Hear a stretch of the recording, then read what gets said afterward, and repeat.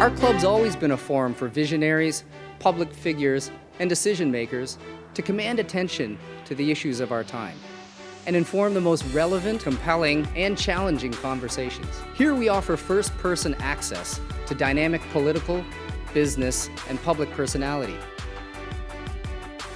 The Canadian Club is one of the most important podiums anywhere in the world that a Canadian can speak to, tell Canadians what it is that they think, develop those thoughts. And so I want to thank you for that very, very much. Please join me in thanking our esteemed panelists today. Through our programs and events, including our youth and young leaders programs, our diversity partnerships, our joint events, and our media and social media opportunities, we offer you access to dynamic political, social, and business figures from abroad and right here at home. The platform from which the eloquence of Canada has flowed all of that time, whether it be business, education, politics, sports, arts, and culture. If someone wants to say something to Canadians about this country and about the future of this country, this is the venue you choose.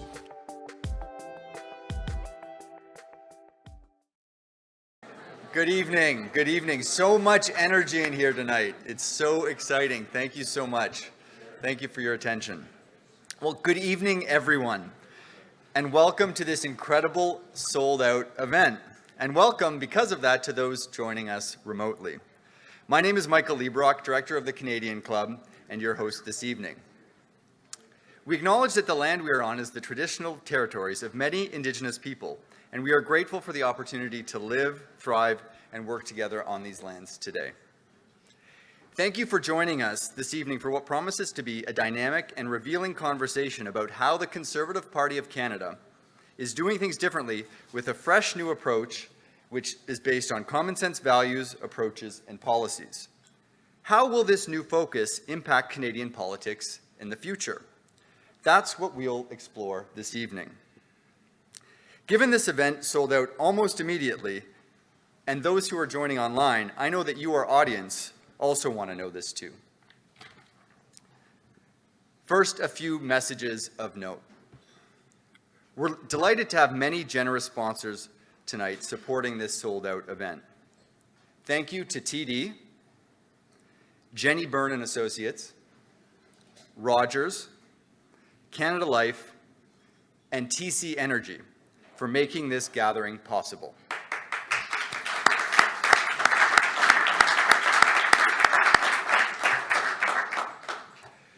I would also like to acknowledge the contributions of our season sponsor, the Canadian Bankers Association, and our official airline sponsor, Air Canada. Canada's Forest Trust has joined us again, and we appreciate your partnership. If you're like me, you've got questions for our panelists. A selection of rising stars of the Conservative movement. What's new and what's different in what the party stands for?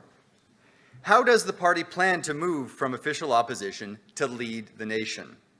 And what are the ideas that are lighting up the nation to unprecedented levels of support?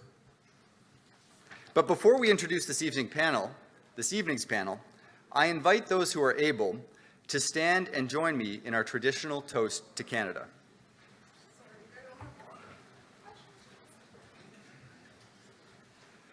To Canada. Canada.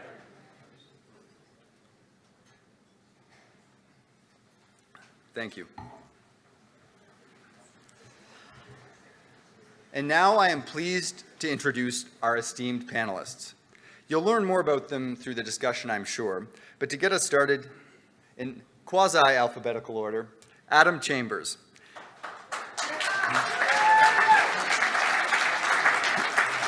Adam is a member of Parliament representing Simcoe North on Lake Huron. He is the Shadow Minister of Revenue and a member of the House of Commons Standing Committee on Finance. Before his life as an MP, Adam was a finance executive at one of Canada's largest life insurance companies, as well as a lawyer at a Bay Street law firm. He also served as Director of Policy for the former federal finance minister, the late Jim Flaherty. Wow. Melissa Lanceman. Melissa is a member of Parliament for Thornhill and appointed by Pierre as Deputy Leader of the Conservative Party of Canada. First elected in 2021, she previously served as the Shadow Minister of Transport, and she was also a senior advisor to leading political figures. Melissa is an award-winning communicator and was a regular TV commentator and has been featured in Canada's most popular publications. And today, her social media presence engages record audiences with her insight and incisive commentary. Melissa.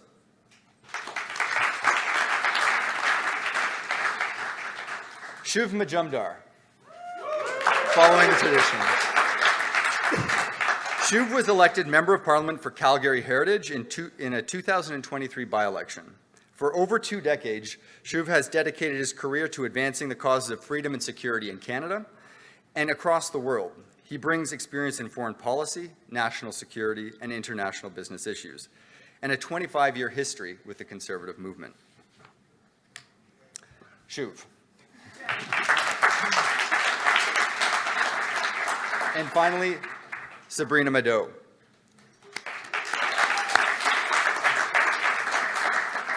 Born and raised in Richmond Hill, Sabrina is one of Canada's most read political columnists and National Magazine Award winner. Sabrina has become a leading voice for a new generation of Conservatives, with her work having appeared in print and broadcast outlets, including the Globe and Mail, the Toronto Star, CTV News, TVO's The Agenda, and BNN Bloomberg. She is running to be the next Conservative candidate in Richmond Hill in the next election, and I'm sure would welcome your help if you're interested in seeing her after the panel is done. Ladies and gentlemen, Sabrina. Moderating this evening's discussion is Ginny Roth, partner at Crestview Strategy. Prior to joining the Crestview team, Ginny worked at Queen's Park as an organizer for the Progressive Conservative Party of Ontario and has been a lifelong political activist. Ginny.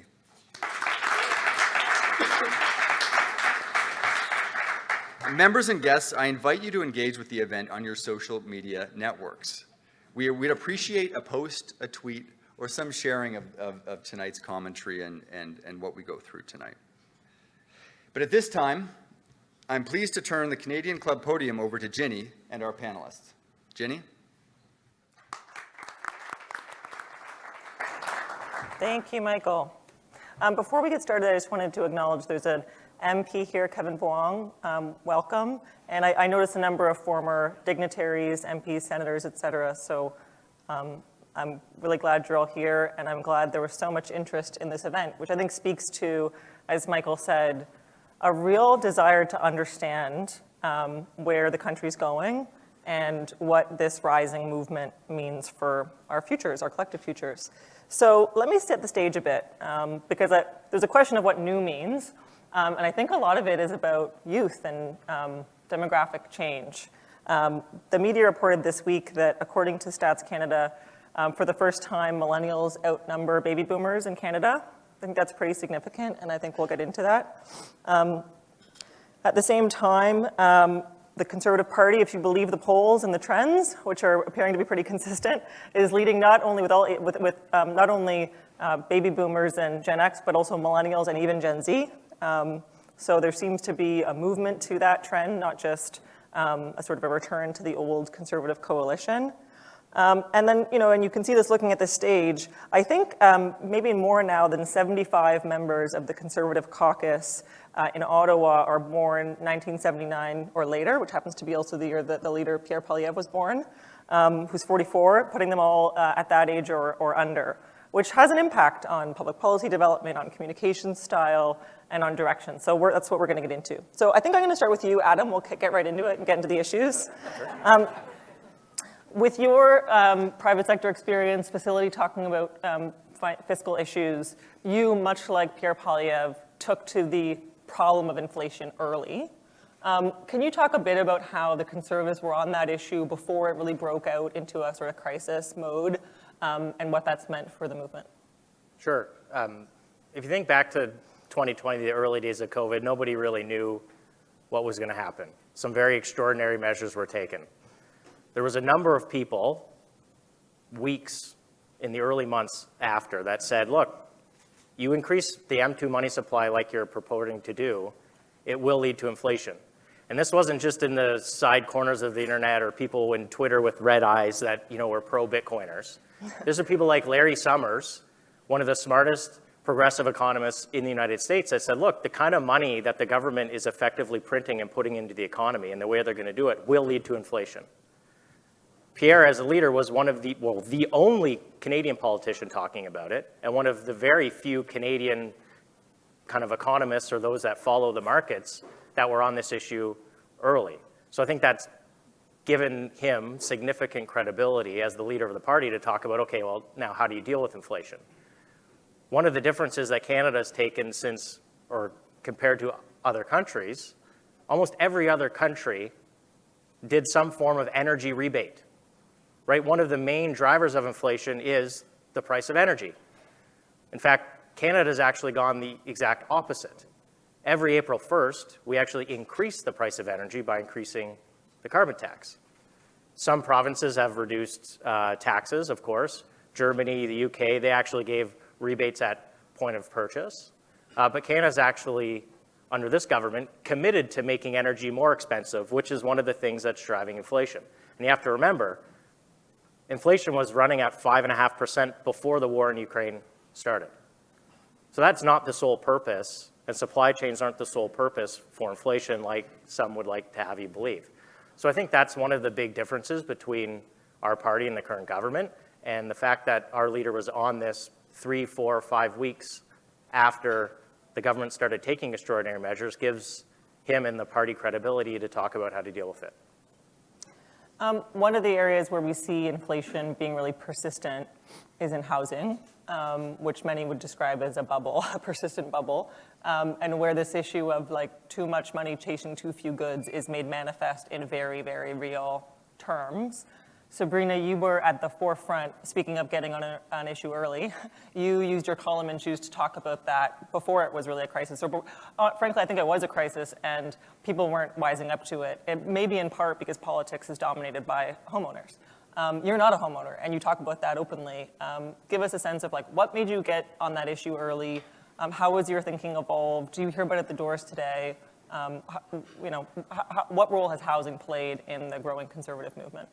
Yeah, I got on the issue early because, like you said, it's personal for me. I'm a renter, a millennial who's been locked out of homeownership, and many of my friends have been as well. And the ones that have been able to afford homes, it often has come through inheritance or family money, or they've had to move hours outside of the GTA or even out of the country to afford homes and be able to raise their young families. So seeing the impact not only on myself, but on my social circles, on their families, on their communities, was really why I started covering it. And since then, the issue's only expanded. What was once an issue that impacted mostly young people now impacts every demographic. When I knock on doors, you hear seniors who want to be able to downsize in their communities, but they have nowhere to go.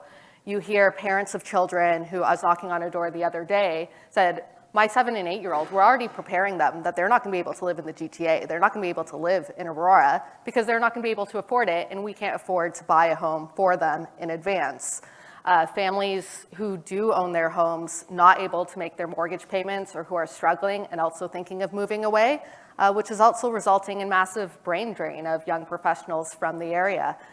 Pierre was he was the first leader to acknowledge this issue and start listening to young people, and he's been on it ever since, and that's part of why I think we've seen this real energy behind the current Conservatives from young people who felt ignored by other parties and other leaders for so long, and finally someone listened to them and is actually presenting real solutions rather than just holding press conferences on the issue.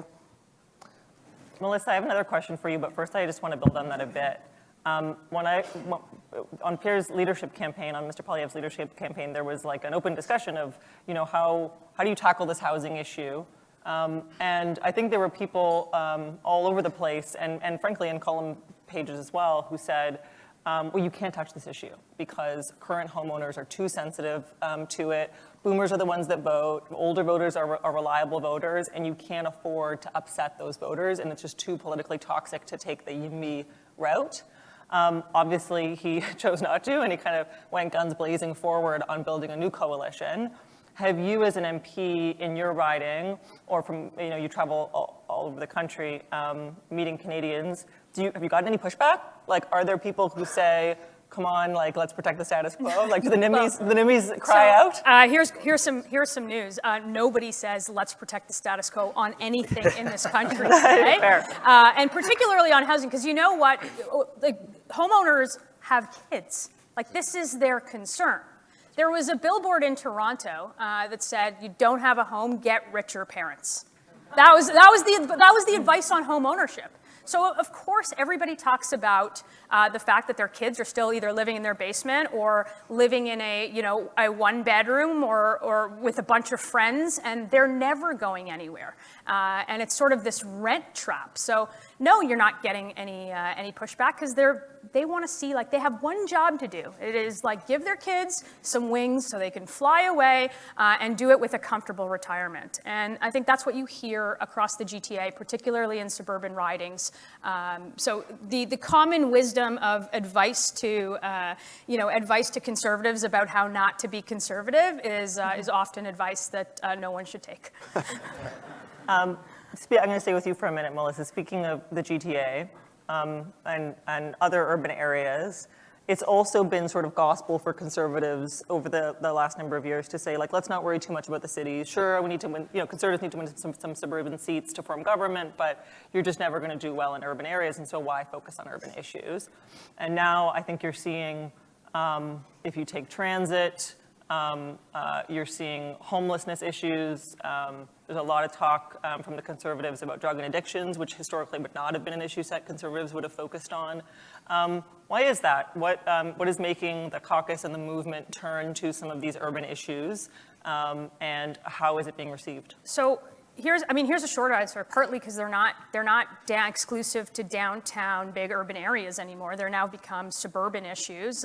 They've moved up with transit lines, and we see different populations move into suburbs or further away from city centers, either because of affordability or because work allows you to do that. So I don't think you've got you don't have just the downtown east side of Vancouver or down in Moss Park. If we're talking about Toronto, we have it everywhere. In fact, there is an encampment under the 407 in Thornhill, which it's not big, but that is something that you would have never heard of. So I'll go back for a second. I was talking with a friend, and I do a lot of social videos, and we were going through the newspaper on a certain amount of time. I think it was 4 or 6 months, and we were just listing off the violence on the TTC. So I'm somebody who takes the TTC. I'm a big baseball fan, go to a lot of baseball games. The TTC is the best way down here. So started looking through it. Went through the articles, came to, I'm like, I can't make this video. And they're like, why? I'm like, I don't make 5-minute videos. And it was like stabbings and random violence and swarming attacks in Toronto. So of course we have to talk about crime because people feel unsafe. And I don't know that you can attribute it to one factor, but there are certainly some things that we can fix. We've got weak bail reform. We've got something called C-75. You don't have to remember the bill numbers. Just think of it as the frequent flyer program, i.e. people are right through the justice system. They get arrested, they're out the next day, often reoffending. We've got C-5, call it Netflix and chill. They get house arrest for really violent crimes. We've got repeat violent offenders committing crime. And the good news in Canada is that we don't have necessarily a lot of criminals. They just keep doing crime. And so there's ways to stop that. And finally on the addiction, not to hog the panel, but I think conservatives need to attack this issue. I think it is one of the issues in Canada that has been so grossly mismanaged. And if you do one thing and you don't do all of the other things, then you have a population that is being given taxpayer-funded drugs and is never going to get help. We have street-level palliative care, basically, in this country. And if you do not have treatment and supports and transitional housing, and you don't talk about it head-on in a compassionate way, what you are going to see is moss parks pop up everywhere, and we are starting to see that. And I think there is a new generation of conservatives, and particularly a leader who is compassionate on this issue and so many others, that we're not afraid to talk about these issues, because what we're doing right now is cuckoo bananas. Yeah.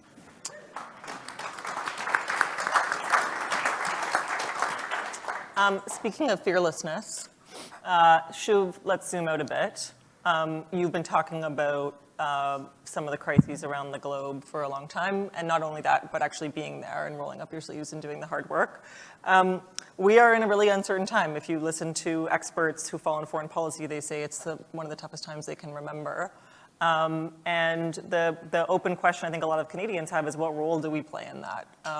Not only what role do we play in defending democracies against dictators and terrorists abroad, but also what role do those risks play here? And how do we protect against foreign interference and all those, some of those crises coming to our shores? So I'd love for you to just talk about how the conservative movement's addressing those today, if it's changed, if the youth in the movement is making us approach those issues differently, and where you think it's going.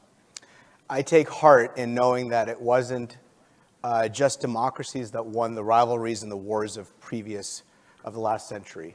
It was conservatives as well. It was Sir Winston Churchill that was recruited from outside the establishment after experiments with appeasement failed to lead the Western world to victory in the Second World War. In the Cold War, they were conservatives like Margaret Thatcher, Ronald Reagan, who came from outside their establishments to restore first principles and win the Cold War. And at the core of what they did was remind their country, and the elite in their country especially, that their country is a country.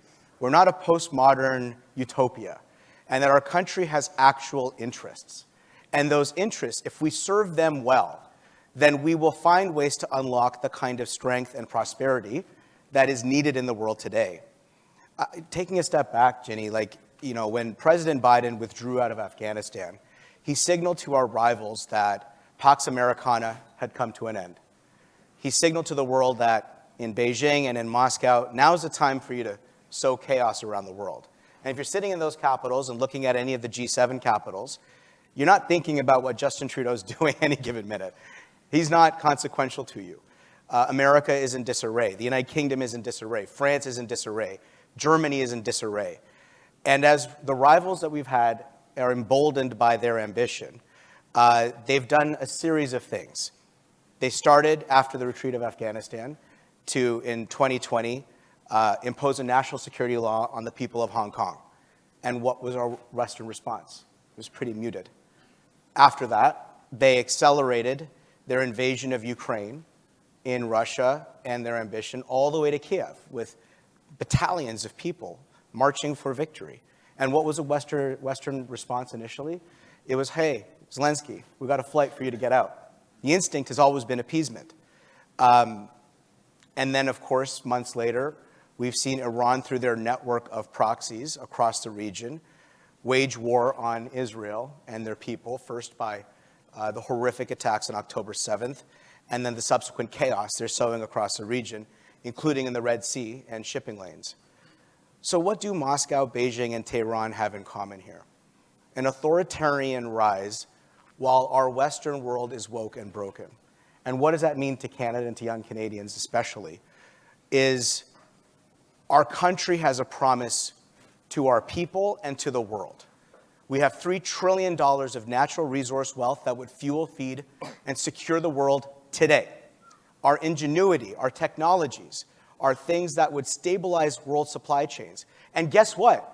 We would make a lot of money so we could fund whatever socialism Jagmeet Singh and Justin Trudeau invent next. So, I would say that one of the biggest decisions that attracted me to put my name on a ballot was watching Pierre Poilievre speak with strength about our Canadian national interest, about our energy proposition, about the ingenuity of our people, and the backbone that we have to get that done. I think a final point, if I might. Our country is presently set to decline as other powers rise in the next 5 to 10 years. The world is massively disrupted and changing so fast that sometimes it feels like we're in a slipstream.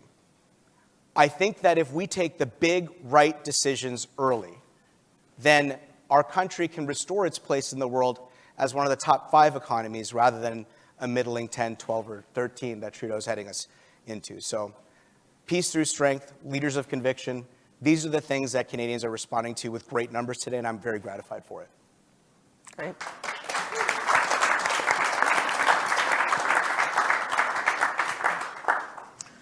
Adam, let's move back to Canada a little bit. I think I would be remiss if I didn't, given the crowd here today, get into the question of the role of business in our economy. And we talked a bit about, GDP per capita and the affordability issue. Let's talk about GDP. Let's talk about growth a bit.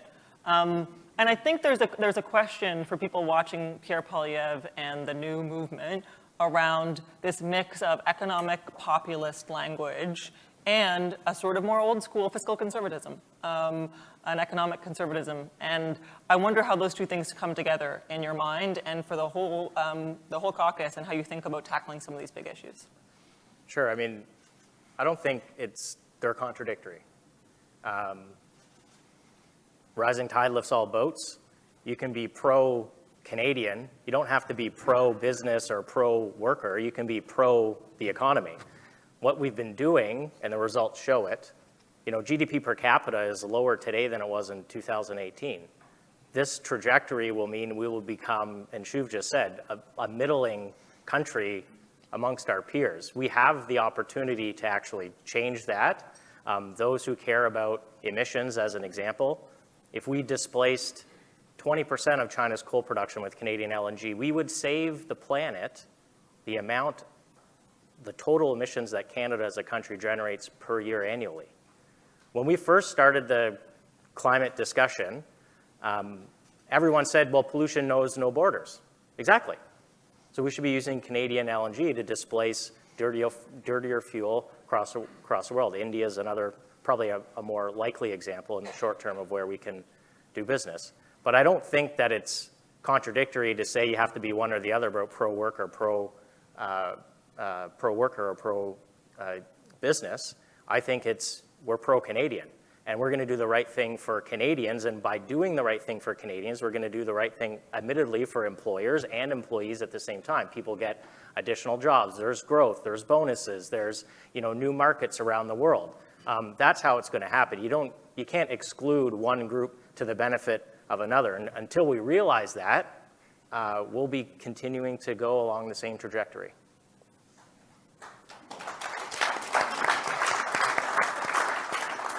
Okay, I have one more theme, so I'll ask another question. But I'll also just warn you, I think we're going to go to questions from the crowd. I will warn you, I'm going to be a harsh moderator, so if you've got a comment, don't even think about it. These have to be real questions. That you'll be booed and shamed by this whole crowd. I'll call them to arms. So. Is that populism? Yeah, exactly. Collectivism. Collectivism. So let's move away from issues a bit and talk a bit about style. I mean, I think the two are interconnected. I always get a bee in my bonnet when people used to say, the Conservatives have a communications problem. It's like, I think it's bigger than that. But let's talk about communications a little bit. Sabrina, you're a communicator. I think one thing that you all have in common on this stage, and that Pierre Poilievre shares, is a facility for communications, an ability to move around the mediators and speak directly to audiences through social media, in a variety of ways, and to do it in really plain terms, in plain language, as Mr. Poilievre would say. So I'd love for you to just talk a bit about that, and if you agree with that, how that plays out for you now that you put your name on a ballot, and then I'll ask others to comment as well. Yeah, absolutely. I agree with everything you just said. One of the biggest advantages I see from current MPs is how strong communicators you all are, especially the younger MPs, and your prowess on social media. What I hear when I'm at doors, and what I heard before that in my inbox as a newspaper columnist, is people want to feel like politicians are talking with them, not above them or at them. They want to feel heard. And so whether that's in person at an event or at an door or on social media feeds, Conservatives definitely have a unique communication style in that way. when you talk about clear language, it's about using language that anyone can understand, that the person who's renting, who's part of a union, a laborer worker, can understand, and they feel like they're part of the conversation rather than looking in from the outside. What we often have seen with Trudeau and the Liberals is, again, they're talking above people rather than trying to have conversations where they're interested in solving the issues of real voters rather than stakeholders. Melissa, you talked about your social videos. Yeah, I did. And look, this is to this room.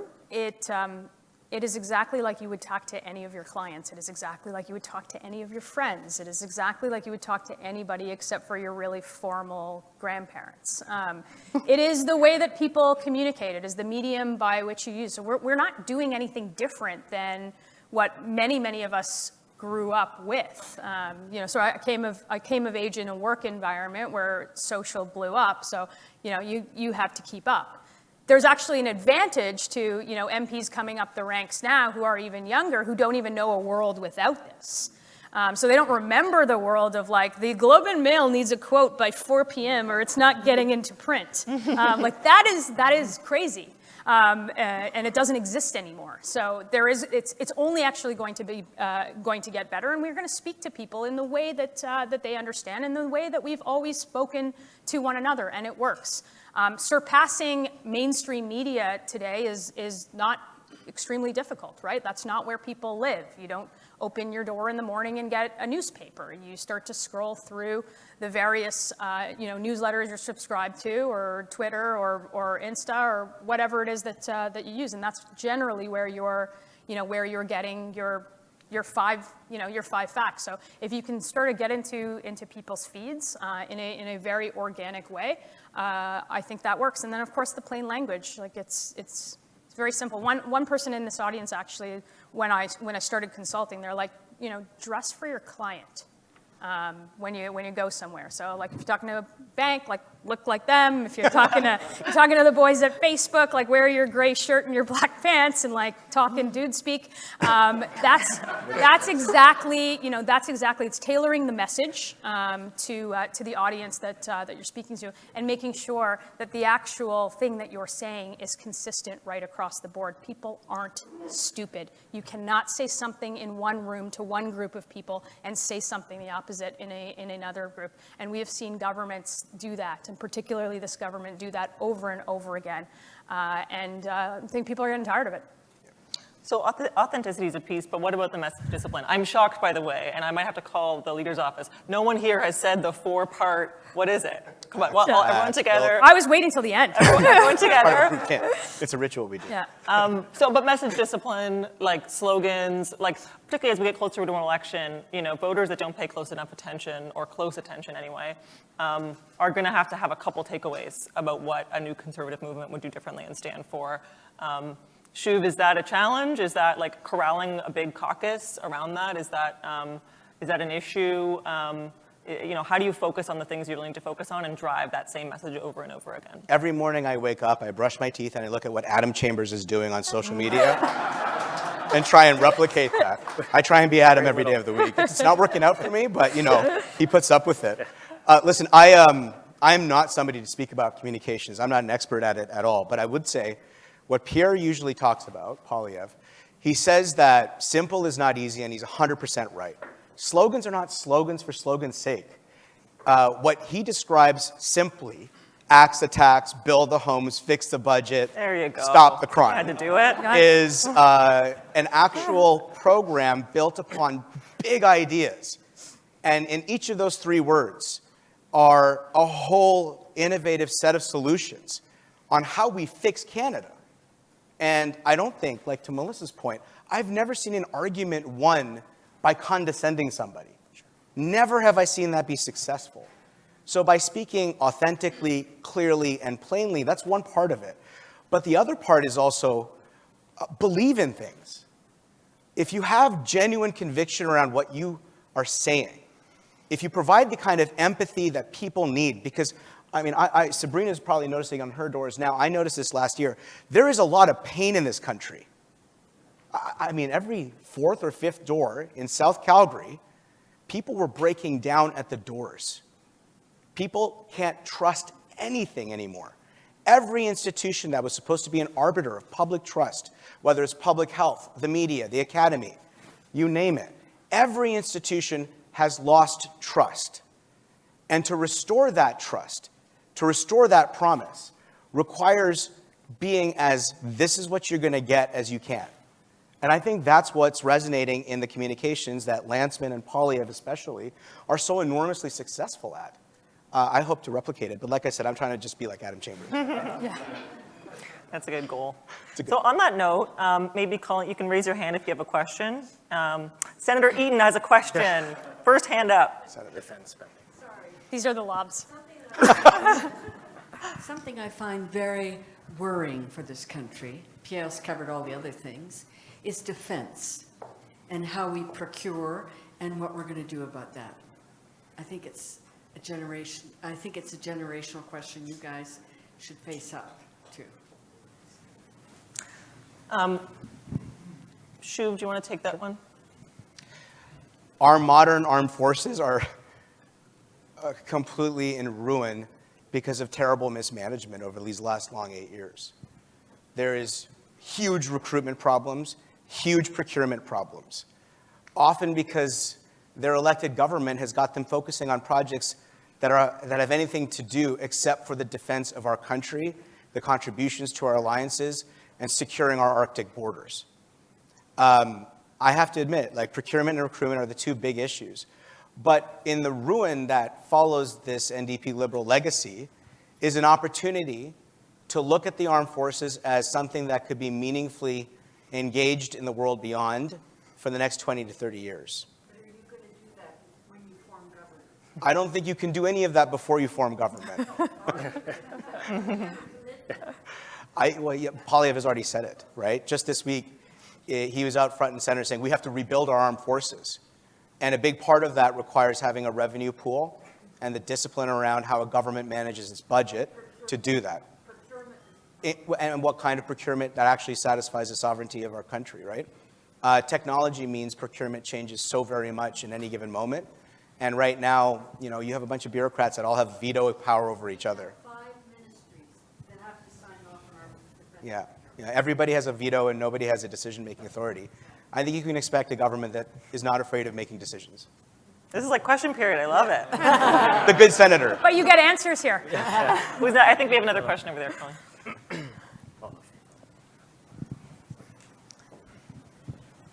Hi there, panel. My name is Charles Atcham with Canada's National Firearms Association. I've talked to many of you about this topic. Stopping crime.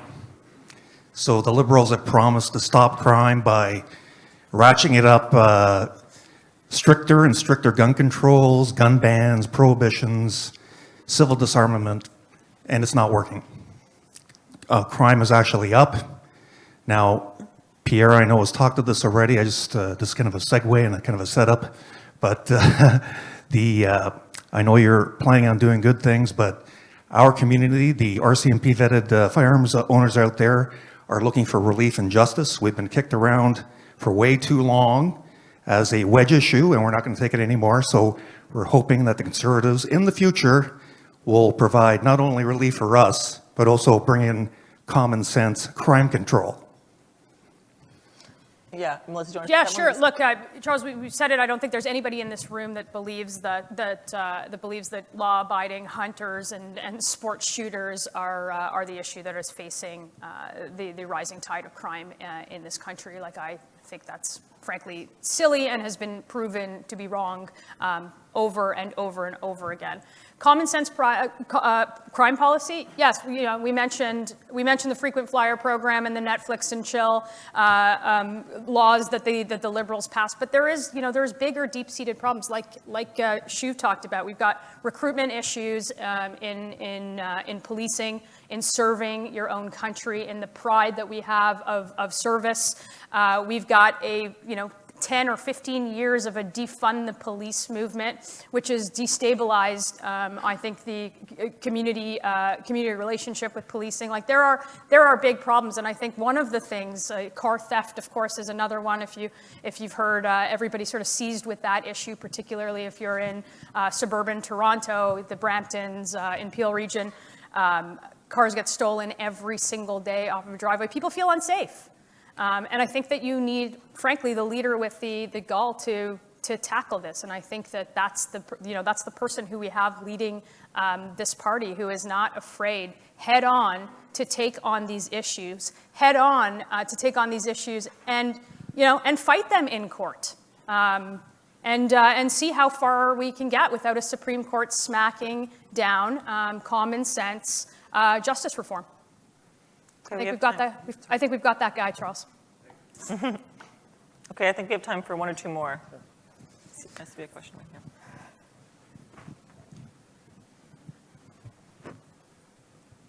Hi, so I'm wondering actually, so you've said that there's been a very large movement by younger people towards the Conservative Party, like Gen Z and millennials, which traditionally lean more liberal. I was kind of wondering, a lot of the recent surveys actually seem to indicate that a lot of that movement isn't because they find the Conservatives appealing, it's because they find the Liberals and NDP so incompetent. So it's true. So do you think there's like going to be a stickiness to these, to the younger generation to continue voting Conservative if the Liberals ever actually get their act together? Adam, do you want to? Yeah. Sure. I mean, look, you have to, it's one thing to capture frustration. The other thing is you have to deliver.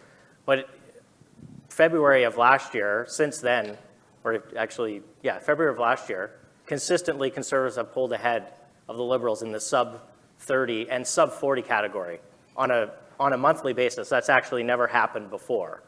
I think it's primarily about housing, but you also have to remember a bunch of young people were just told for 2 years that they had to put their life on pause for a virus that wasn't really going to affect them, but they had to do it for the good of the community. Now, they did everything we asked them to do. They stayed home, they put their life on hold, they got the vaccine, they did everything. Then they reemerged to find houses is completely unaffordable, the economy is completely different, and by the way, now we just doubled the national debt, and they're responsible for paying for it. So of course they're frustrated. So I think we have to end up delivering, but it's not a surprise to me that young people look at the world today and say, I'm kind of looking for something different.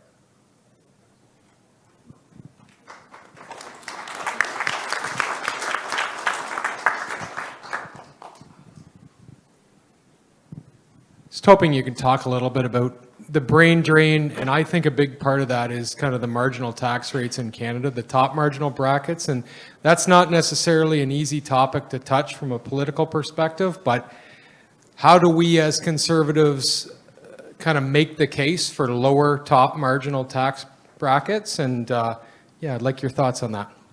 It's not an easy topic, but there has been some discussion of tax reform.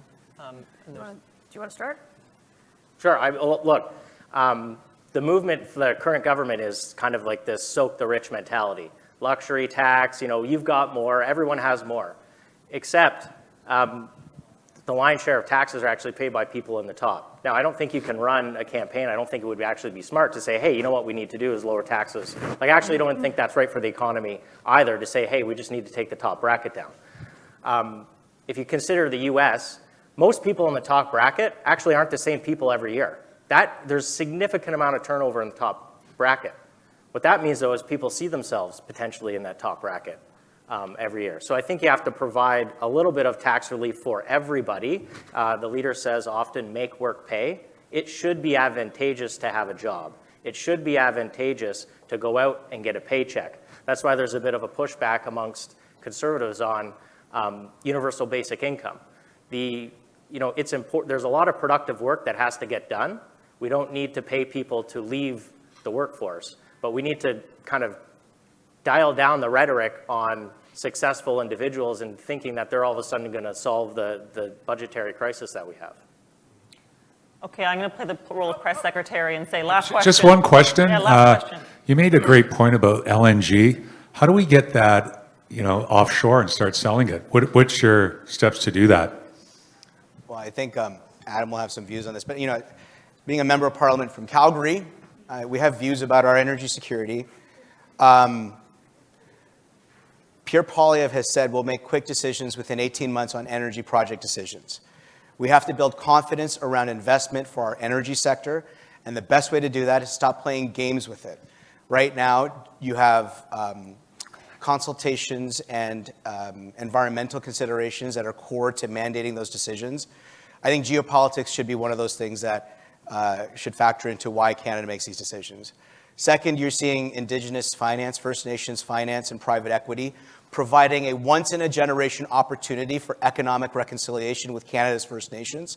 And that is something we cannot turn away from. This is something we have to embrace with every part of our national fiber. Then you need to be able to find a way to attract the institutional investment in this city and to dispense with garbage ESG thinking that has been delaying Canadian energy from fighting the climate and from securing the world. And I think part of that requires confidence in a government to say, when decisions are made, they will be made permanent and costly on future governments to reverse. What's preventing the gas from getting offshore? I'm describing all of the considerations that are weighing down the potential for Canadian gas to get offshore. So I think building the pipelines, axing the tax, creating a strong investment environment, and making the quick decisions that the investment community needs to understand is core to what our Conservative government would do. It's baffling. Okay, I have one more last question for each one of you before I hand it back to our friends at the Canadian Club. Why did you put your name on the ballot? Because you all have. It's not a frequent choice of young people with lots of options in their lives, but you all did it. So maybe I'll start with you, Sabrina, since it's such a recent decision for you.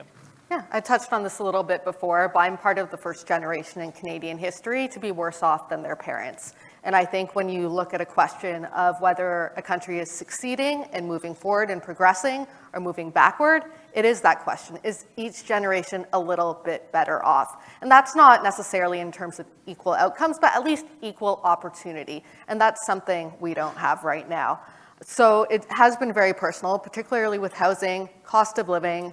Someone who's looking at starting a family as a young person, I see these issues firsthand, and I've covered them firsthand for the National Post for years, heard so many people's stories, seen the pain, the frustration out there, and that's what made me want to put my name on my ballot. I also believe it's really important to have young voices in Ottawa, strong voices, fresh voices, who can re-energize our political sphere in general, but also the Conservative movement.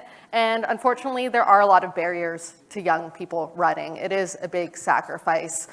People starting in their careers or entering their prime earning years can't take time off to campaign full time necessarily. If you're a renter, you may not have been living in your community as long as someone else, or you might be switching ridings and not have those deep roots. Also just the knowledge about the nomination process. There was a study that actually came out by the University of Ottawa and University of Carleton this week that looked at why there's such a disproportionate number of older MPs in Ottawa versus those under 40. And what they found is once younger candidates are nominated, they tend to get elected, actually. But it's getting that nomination as the first step that is keeping younger people out of politics. I've been lucky enough through my work at the National Post to have a voice and an opportunity where I've had the support to start this campaign, and there's been a lot of energy around it. So I also felt it was on me to take that opportunity and hopefully become a voice for my generation in Ottawa.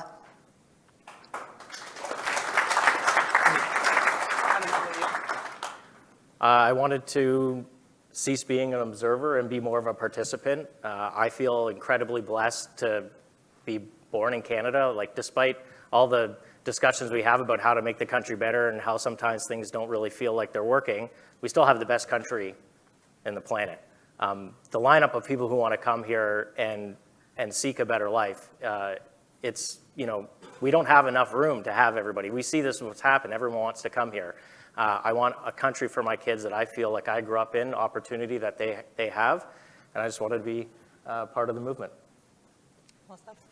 Yeah, look, I Can you ditto this one?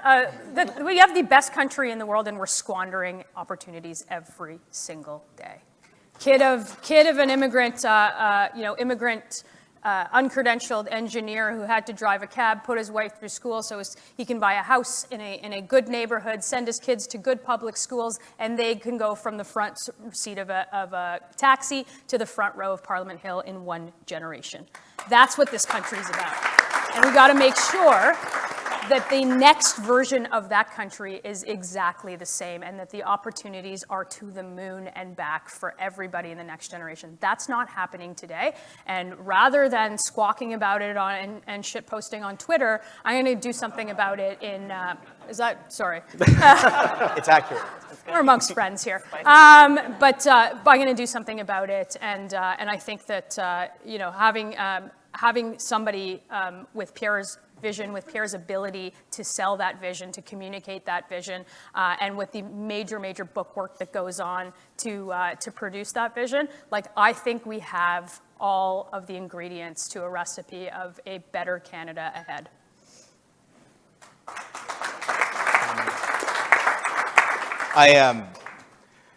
I grew up in the community I represent now, and as I introduced myself to Conservatives, I would tell people, listen, I spent my early 20s with Preston Manning. I spent the last 13 years with Stephen Harper.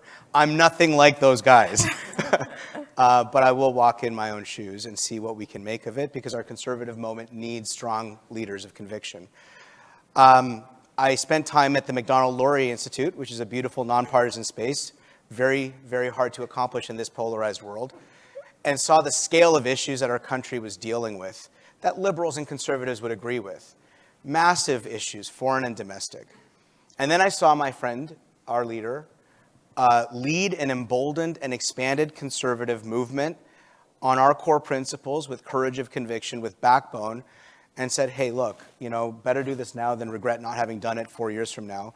He needs allies and warriors to get the job done.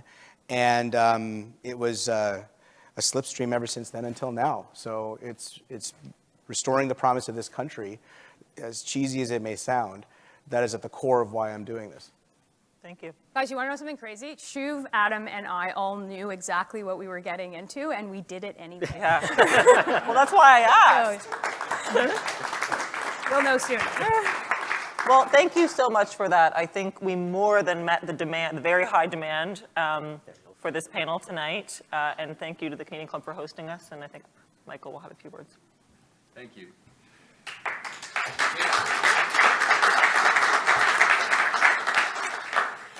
Adam, Melissa, Shuv, Sabrina, on behalf of the Canadian Club, I want to thank you for the buzz and excitement you've created here tonight and this evening. This sold-out crowd is a testament to your individual abilities and your collective abilities to manage and meaningfully engage us in the issues that matter most to Canadians. So thank you. We enjoyed hearing about your vision for Canada and the plans that you have in place to deliver it. It's especially inspiring to hear such great messages of hope from young people when we don't hear that every day. So please continue that message, and we encourage you to keep using it. And you're welcome here anytime to the Canadian Club again.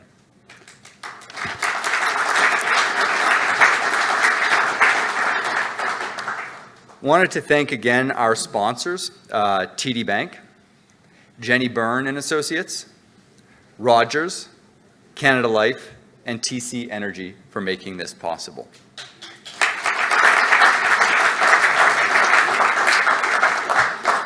Adam, Melissa, and Shuv, I wish you continued success in your roles as MPs and in the campaign that is ahead. Sabrina, may your nomination campaign reap the reward of the hard work that you're sowing now. And to you, Ginny, our moderator, with mastery, you served an exciting panel and a witness to everyone here today. Thank you very much for guiding this important conversation.